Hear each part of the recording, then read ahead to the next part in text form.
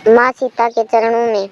जानकी जी के वचन सुनकर हनुमान जी धीरे धीरे उस अशोक के वृक्ष से उतर कर उनके सामने खड़े हो गए। उस समय सूक्ष्म रूपधारी वानर को अपने सामने खड़ा देखकर सीता जी को यह भय हुआ कि मुझे फंसाने के लिए माया से वानर रूप बनाकर कहीं रावण ही तो नहीं आया है। यह सोचकर मुख फेर कर बैठ गई।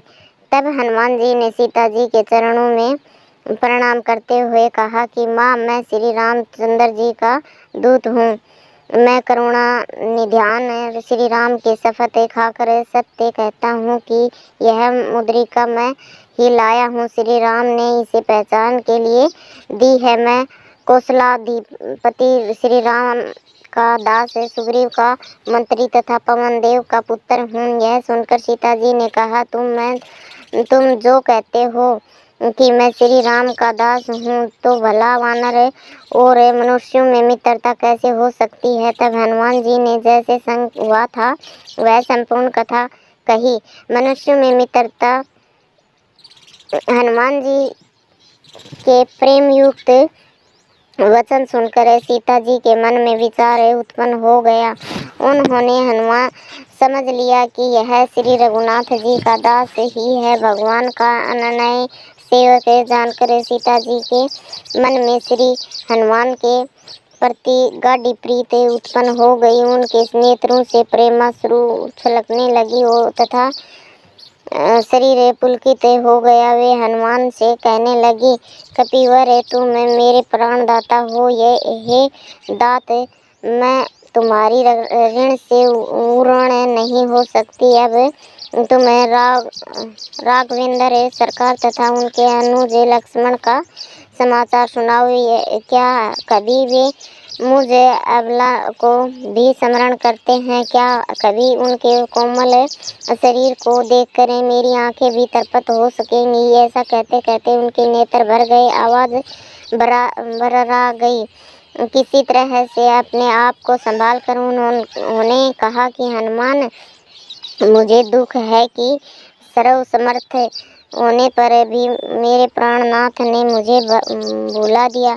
क्या इससे उनकी निष्ठुरता नहीं सिद्ध होती?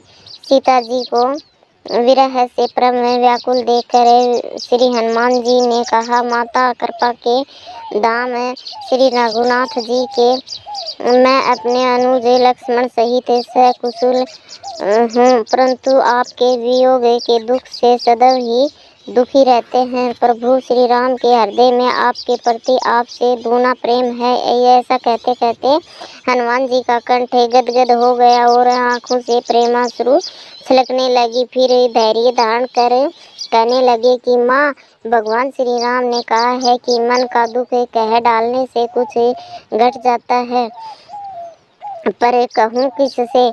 यह दुख कोई जानता ही नहीं है। यह प्रिय, हम दोनों के प्रेम का रहस्य केवल मेरा मन ही जानता है। वह भी इस समय मुझे छोड़कर तुम्हारे ही पास रहता है।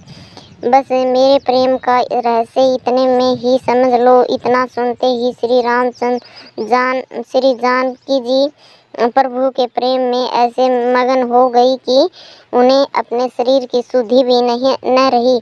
श्री हनुमान जी ने पुनः कहा, माता, हृदय में धैर्य धारण करो। रघुनाथ जी के बाणों द्वारा अब लंका के राक्षसों को भस्म हुआ ही समझो। सीता जी ने पूछा, हनुमान, राक्षसों की इतनी बलवान सेना से तुम्हारे जैसे छोटे छोटे बंदर कैसे लड़ेंगे? यह सुनकर हनुमान जी ने अपना विशाल देह प्रकट किया। विद्या, बल और बुद्धि में निपुण जानकर सीता जी ने हनुमान को अजर अमर गुणी निधि तथा श्री रघुनाथ जी का परम भगत होने का आशीर्वाद दिया। धन्यवाद।